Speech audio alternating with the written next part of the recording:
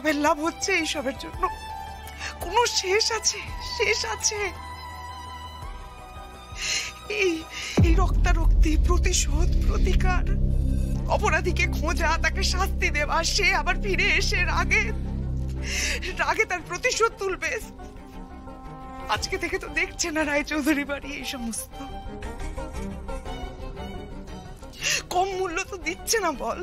আজ থেকে অনেক দিন থেকে দেখছি দেখেই যাচ্ছি। মধ্যখান থেকে এমন কিছু ক্ষয় হয়ে গেছে না, সেটা এই জীবনে তো অন্তত পূরণ হবে না। একটা শূন্যতা তৈরি হয়েছে, কোনো দিন সেটা পূর্ণ হবে না।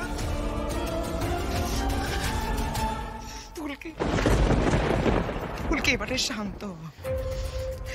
নিজের মেয়েটার মুখের দিকে তাকিয়ে সরে আয়, এই সমস্ত হানাহানি থেকে সরে আয় ফুলকে। নিজের শরীরের যত্ন নে, সুস্থ হয়ে ওঠ। তারপর তো সবচেয়ে বড় কাজ হলো নিজের মেয়েটাকে, ওই ফুলঝুরিকে মানুষ করে তোলা।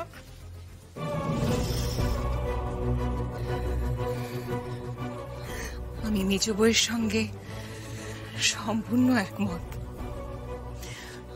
আমরা আর পারছি না ফুলকি। দেখ, যারা চলে গেছে তারা তো আর কোনোদিনই ফিরে আসবে না।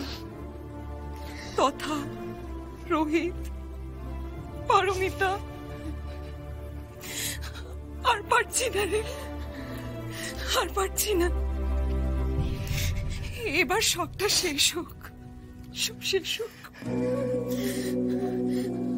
আমরা এবার ফুলঝুরিকে নিয়ে একটু হাসি খুশি থাকতে চাই,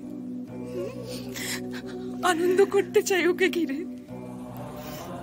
ফিরে যেতে চাই সেই রায়চৌধুরী বাড়িতে, যে বাড়িটা একসময় হাসিতে আনন্দে গম গম করত। আচ্ছা মা, ঠিক আছে।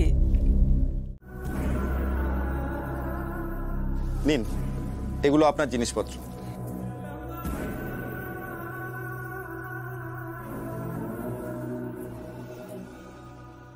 এইখানে একটা সই করে দিন। হ্যাঁ নিশ্চয়ই স্যার।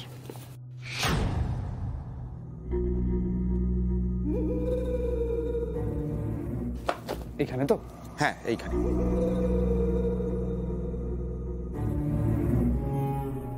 রুদ্ররূপ বাবু, অনেকদিন তো আপনি সংশোধনাগারে কাটালেন, বহুদিন কাটালেন। এবারে সমস্ত খারাপ কাজ, অন্যায়, এগুলো থেকে বেরিয়ে আসুন। এতদিন এখান থেকে যা কিছু শিখলেন, যা কিছু অর্জন করলেন, সেটা দয়া করে বাইরে গিয়ে একটু প্রয়োগ করুন। দেখুন, এখান থেকে একজন ভালো নাগরিক বের হবে, এটাই আমাদের চাওয়া।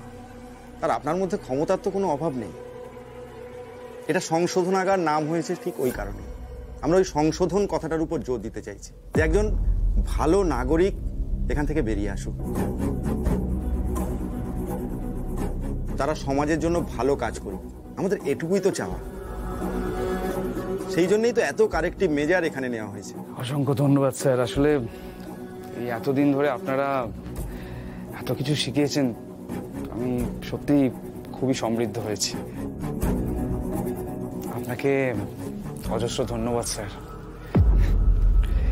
আমি সত্যি নিজের মুখে কৃতজ্ঞতা স্বীকারও করতে পারছি না। আমি এতটাই আপনাদের কাছে কৃতজ্ঞ।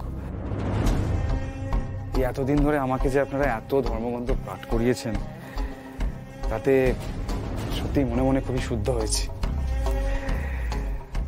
আপনারা কত মোটিভেশনাল স্পিকার এনেছেন বলুন তো, আমাদের মোটিভেট করার জন্য, যাতে আমরা ভালো পথে চলতে পারি।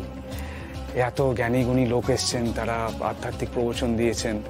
সত্যি এখন নিজেকে এত শুদ্ধ লাগে, এত ভালো লাগে। একা অন্ধকার একটা সলিটারি সেলে বসে যে কি অনুভব করেছি, কি ফিল করেছি, স্যার আমি বলে বোঝাতে পারবো না। বাহ, এ তো খুব ভালো কথা। স্যার, ভালো খারাপ, ঠিক ভুল, ন্যায় অন্যায় জানি না স্যার। খালি মনে হচ্ছে এই সমস্ত কিছুর ঊর্ধ্বে উঠে গেছি। আমি তো আপনাকে বললাম, অদ্ভুত চেঞ্জ হয়েছে নিজের মধ্যে, বুঝতে পারছি। জাগতিক বিষয় এখন আর মন টেকে না স্যার, উচ্চারই পাই না। সংশোধনাগারের 4 দেয়ালের মধ্যে বসে থেকেও না অন্তরের মধ্যে একটা আলো অনুভব করেছি। বাকি জীবনটুকু আমার এটুকুই চাওয়া। আপনি সফল হন। আর এই নিন, এটি আপনি এই সংশোধনাগারে এতদিন যা কাজ করেছেন তার পারিশ্রমিক। আরে নিন, এটা আপনারই প্রাপ্য। বুঝতে পারছি স্যার, টাকা দিয়ে আর কি হবে বলুন? টাকার কি স্যার, টাকা পয়সা এগুলো খুবই তুচ্ছ বিষয়। এতদিন আমি বুঝতে পেরেছি যে এই যশ, খ্যাতি, টাকা কোনোটাই কিছু নয়। আমি নিজের জীবনটাকে খুব ভুল পথে নিয়ে যাচ্ছিলাম স্যার। একটা তুচ্ছ প্রতিশোধের জন্য নিজের জীবনটাকে কোথায় টেনে নিয়ে নামিয়েছি। সত্যি এই সংশোধনাগার আমার খোলনলচে অনেকটাই বদলে দিয়েছে। আমি খুবই উপকৃত হয়েছি, তার জন্য আপনাদের অসংখ্য ধন্যবাদ। যদি ভুল ত্রুটি কিছু হয়ে থাকে নিজ গুণে ক্ষমা করে দেবেন প্লিজ। আপনাদের সাথে আর হয়তো কখনো আমার দেখা হবে না, কারণ রুদ্ররূপ স্যান্ডেলের সাথে অপরাধ বা অপরাধ জগতের আর কোনো যোগাযোগ থাকবেই না। সেই সব কিছুর অনেক অনেক ঊর্ধ্বে উঠে গেছে। আপনার মধ্যে আমূল পরিবর্তন ঘটেছে। সত্যি বলছি, দেখে আমরা ভীষণ খুশি হয়েছি, ভীষণ খুশি। এতদিনে অন্তত কোনো একজনকে তো একটু পাল্টাতে পেরেছি। আপনি সাবধানে যাবেন। Wish you good lakh.